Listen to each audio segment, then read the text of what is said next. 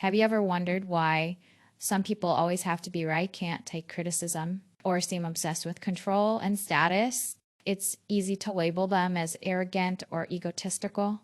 But what if their behavior isn't confidence at all? What if it's coming from something much deeper, buried in the subconscious? Today, we're diving into the hidden world inside the minds of people with high ego sand. It might surprise you. Welcome to Egiopedia. 1. The ego we see versus the mind we don't. When we think of someone with a big ego, we usually imagine someone who talks over others, refuses to admit mistakes, or constantly seeks attention. That's the ego we see, the loud, visible part. But underneath that external behavior lies something much quieter and much more powerful. Let's imagine the ego like an actor on stage. It puts on a performance confident, strong, maybe even intimidating. But behind the curtain, in the dressing room of the subconscious, there's often a very different story playing out. You see, the visible ego is often just a defense. It shows up when the internal self, the part we don't show others, feels insecure, threatened, or not good enough. The person may not even realize it. On the surface, they believe they're just being assertive or protective. But deep inside, they're often reacting to old emotional patterns, past rejections, or subconscious fears. So while we might see arrogance, what's really going on could be a fear of not being respected, a belief that they're only valuable if they appear strong, or a deep discomfort with vulnerability and failure. That's why someone with a high ego might overreact to small criticisms, dominate conversations, or avoid asking for help. Their subconscious mind is saying, if I don't control the situation, I might lose respect, or worse, I might be exposed. Understanding this difference between what the ego shows and what the mind hides is the first step in dealing with ego-driven behavior. Because when we look past the surface, we stop judging and start understanding. And that changes everything. Would you like me to continue expanding the next section? Or would you prefer I generate audio using a specific voice style? Certainly. Here's an expanded and TDS-friendly version of Point 2, Freud's take: ego as a defense system. 2. Freud's take: ego as a defense system. To really understand the ego, we need to go way back to one of the most influential thinkers in psychology, Sigmund Freud. Freud believed that our mind is like an iceberg. The part above water? That's the conscious mind, what we're aware of. But the massive part under the surface? That's the unconscious, where hidden thoughts, memories, and emotions live. Right in the middle of it all is the ego. According to Freud, the ego is the mind's mediator. It balances the wild impulses of the ID, which wants pleasure and instant gratification, with the strict voice of the superego, which demands moral perfection. And it does all this while trying to keep us functioning in the real world. But here's where it gets really interesting. When someone has a high ego, Freud would say it's often a sign that the ego is working overtime, acting as a defense system. It's trying to protect the self from things the person isn't ready to face, things buried in the subconscious. These hidden parts might include old insecurities from childhood, like never feeling good enough, a shame over past mistakes or failures, or deep fears of being weak, rejected, or dependent on others. Rather than deal with these uncomfortable feelings directly, the ego builds a kind of armor. It creates a personality that's tough, controlling, or overly confident because anything less would feel too risky. In Freud's terms, this is the ego using defense mechanisms, mental strategies like denial, pretending there's no problem, projection, blaming others for what we don't like in ourselves, rationalization, making excuses to protect the ego from shame. For example, someone who lashes out when criticized might actually be reacting to an old wound from being judged harshly in childhood. Their ego isn't trying to hurt anyone, it's trying to survive. So when you see someone who always has to be right, who never admits weakness, or who dominates every space they enter, Freud would suggest that person is not strong, they're defending. Their ego has become a shield, protecting them from a part of themselves they can't face. And until they bring those hidden parts into awareness, the defense continues automatically and often destructively. 3. The humanistic view, a misguided search for worth. Now, Let's shift from Freud's world of unconscious defense to a more uplifting psychological perspective. Humanistic psychology, led by thinkers like Carl Rogers and Abraham Maslow. Humanistic psychologists believed that at our core, we're all striving to become the best version of ourselves. We're not just reacting to fear or conflict, we're reaching towards something higher, meaning, fulfillment, growth. They called this self-actualization. But here's the twist. When the journey toward growth gets blocked or misdirected, the ego can step in and try to create the illusion of worth. Let's break it down. Humanistic psychologists believed that people thrive when they feel unconditionally accepted, when they know they're worthy just for being who they are. But many people don't grow up with that kind of environment. Instead, they learn that love, attention, or approval only come when they perform, succeed, or behave a certain way. This creates something called conditional self-worth. Subconsciously, the person starts to believe, I'm only valuable if I'm the best. I'm only lovable when I succeed. If I fail, I'm nothing. So, what happens? They build up the ego not out of confidence, but out of fear. A fear that if they don't keep performing, they'll disappear. The high ego becomes a kind of mask crafted to get validation, praise, and approval from others. It looks like confidence, but it's actually a form of emotional survival. Underneath the surface, they may feel deep insecurity about being found out, a constant need to prove themselves, or even emptiness because their real self is buried beneath layers of image and performance. In Carl Rogers' terms, the gap between the real self and the ideal self becomes too wide. And when that gap grows, anxiety, defensiveness, and ego-driven behaviors increase. This is how the ego becomes not a tool for healthy identity, but a prison built from false beliefs. Beliefs like, if I show weakness, I'll lose love. If I'm not special, I don't matter. If I stop striving, I'll disappear. So the ego keeps striving for more praise, more recognition, more control. But no matter how much it gets, it never feels like enough. Because what the subconscious is really craving isn't applause. It's authentic acceptance. Humanistic psychology reminds us that healing the ego isn't about tearing it down. It's about reconnecting with the true self underneath. The self that knows, deep down, I'm already enough. 4. The scripts running in the background. Have you ever noticed how some people react instantly and emotionally, almost like they're not thinking, just firing off a response? Maybe it's someone who gets defensive when given feedback, or someone who brags constantly, even when no one asked. What's going on there? The answer lies in something most of us never realize we have: unconscious mental scripts. These are deeply rooted beliefs and emotional patterns, like invisible programs running in the background of the mind. They were usually installed early in life, and they silently shape how we see ourselves, others, and the world. For people with high egos, these scripts often sound like, if I'm not in control, I'll get hurt. If I don't win, I'm nothing. If they criticize me, it means I'm a failure. I have to prove myself all the time. These beliefs are not conscious thoughts, they're subconscious reflexes. They trigger automatic reactions without the person even realizing why they're doing it. So when someone gets rejected, ignored, or challenged, these old scripts come online fast. Let's look at a few examples. Small blue diamond: a person who always interrupts in meetings might have a subconscious fear of being overlooked or irrelevant. Small blue diamond: someone who brags about every success might be trying to cover up an inner belief that they're not actually good enough. Small blue diamond: a person who can't take no for an answer might be running a script that says, if I lose, I'm worthless. Here's the key. These scripts were often created in childhood, during moments when the person felt powerless, unloved, or invisible. Back then, building a strong ego may have been a survival strategy. But as adults, those same scripts create ego-driven behaviors that can lead to conflict, isolation, or even burnout. Think of it like a playlist stuck on repeat. No matter the situation, the same song plays. Win, defend, dominate, prove, protect. And because these scripts are unconscious, the person often isn't aware that they're reacting from fear, not strength.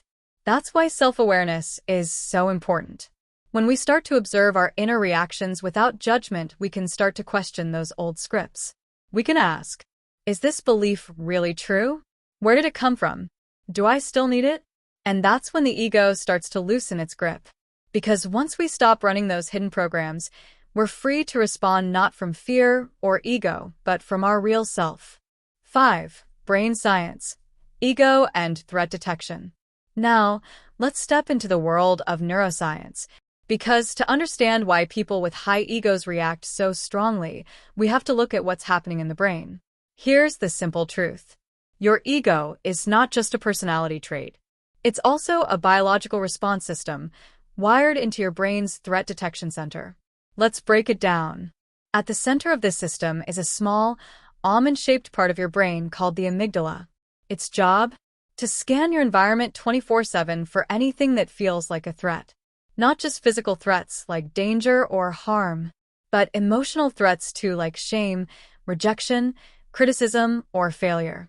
When it detects a threat, it sends an alarm. The body goes into fight, flight, or freeze mode. And here's the catch. Your logical brain, the prefrontal cortex, gets temporarily shut down so your survival instincts can take over. That's why people with high egos often react automatically and defensively, even in harmless situations. Their brain is saying, warning, you're being attacked. Protect your image. Don't let them see weakness. And this happens in milliseconds before they've had a chance to think clearly. Now, here's where it gets deeper. Over time, people who build their identity around ego-based performance, being right, being admired, being in control, can become neurologically conditioned to see even small challenges as major threats. A critical email? The brain reads it like a lion attack. A colleague's success? The brain interprets it as status loss. Even neutral feedback can feel like a personal insult because the ego has wired itself to protect the identity, not the person. This leads to chronic stress, constant reactivity, and emotional burnout. But here's the good news. Neuroscience also shows that the brain is plastic. It can change. With mindfulness, self-awareness, and emotional regulation, we can actually rewire those old patterns. Instead of reacting automatically, we can learn to pause, breathe, and respond consciously. This doesn't mean destroying the ego. It means training the brain to work with it, not be controlled by it. Because when we understand the brain's role in ego-driven behavior, we stop blaming people for their reactions. And we start building the tools to respond with empathy, clarity, and strength. 6. Society's role in feeding the ego. So far, we've talked about how ego is shaped by the subconscious, psychology, and even the brain. But there's one more major player in the story, and that's society itself. Let's face it, we live in a world that often rewards ego, not authenticity. From a young age, we're taught, sometimes quietly, sometimes loudly, that we must stand out, be better, and prove our worth. We're constantly bombarded with messages like, be the best, crush the competition, show no weakness. More likes, more value. Whether it's in school, at work, or online, our culture often measures people by status, appearance, productivity, or popularity. And guess what? The ego loves this. Because ego feeds on external validation, applause, recognition, admiration. The more it gets, the stronger it feels. But here's the trap. The more we rely on society's approval to feel enough, the more fragile our sense of self becomes. Why? Because external validation is always changing. Trends shift. Audiences move on. Someone else becomes more successful. And when that happens, the ego, no matter how big, starts to panic. Suddenly, someone who looked confident and in control might feel threatened, insecure, or even resentful, because their self-worth was built on something unstable. This is especially true in today's hyper-connected world, where social media shows highlight reels of other people's lives. Corporate culture rewards aggressive self-promotion, and attention is treated like currency. All of this creates a pressure cooker for the ego. We're not just living life anymore, we're performing it. And what happens to people who don't perform, who show vulnerability, admit doubt, or slow down? They're often judged as weak, lazy, or less successful. So instead of tuning in to their true self, many people amplify their ego just to survive the social game. But here's the deeper issue. A society that rewards ego and punishes humility creates more conflict, more burnout, and more disconnection. We start to see each other as competitors instead of collaborators. We start to measure value by output, not by character or presence. And over time, we lose touch with what really matters. Real connection, real self-worth, and real growth. The solution? It starts with awareness. Recognizing how society feeds the ego doesn't mean we reject ambition or success. It means we redefine them. It means we ask, am I doing this to be seen? Or because it's true to me? Is this growth or just performance? Do I value myself only when others do? When we make space for those questions, we begin to weaken society's grip on our ego. And we step closer to authenticity, the kind that no likes, titles, or trophies can ever replace. 7. So what does it all mean? After everything we've explored, psychology, the subconscious, brain science, and society, you might be wondering, so what does it all mean? Here's the bottom line. A high ego doesn't always mean someone is confident, strong, or successful.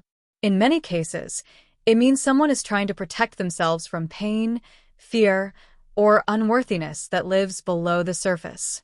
It means their ego has become a kind of armor, a shield built over years of needing to be enough, to be seen, to be safe. And while that armor may look like strength on the outside, it often hides vulnerability, self-doubt, and unhealed stories on the inside. The ego isn't the enemy. It's a tool, sometimes helpful, sometimes harmful. When balanced, the ego helps us stand our ground, set boundaries, take pride in our achievements, protect our identity. But when it takes over, when it starts reacting to everything as a threat, it leads to conflict, defensiveness, and disconnection. So, what's the solution? It starts with a shift from ego consciousness to self-awareness. It means learning to observe our own triggers, reactions, and patterns, not with judgment, but with curiosity. It means asking, what am I trying to protect? What am I afraid they'll see? What would happen if I stopped performing and just showed up as me? It also means reevaluating how we define strength, because real strength isn't about domination or ego inflation. It's about the courage to be real even when it's uncomfortable. And perhaps most importantly, it means healing what's underneath. Because behind every inflated ego is a wounded self still searching for acceptance, belonging, and peace. So when we see someone posturing, overcompensating, or always needing to win, we can choose not to judge, but to understand. Because ego isn't who we are. It's who we think we need to be, until we remember who we really are. And that is the mission of Egopedia, to go beyond the surface and uncover the psychology of who we are, why we act the way we do, and how we can evolve together. 8. Final thought. From ego to integration. So after everything we've explored, the defenses, the fears, the subconscious scripts, and society's role, what's the next step? It's not to destroy the ego. It's not to shame it. And it's definitely not to pretend it doesn't exist. Instead, the real path forward is one word: integration. See, your ego isn't a mistake. It was built for a reason. To protect you when you were vulnerable. To help you survive, adapt, and stand out in a world that often demands performance over presence. But just because it helped you survive doesn't mean it's the only way to live. Integration means recognizing that your ego is a part of you. But it's not all of you. It's the voice that says, prove yourself. But it's not the voice that says, you are already enough. It's the drive that pushes you forward. But it's not the wisdom that teaches you when to pause, reflect, and let go. To move from ego to integration is to become whole.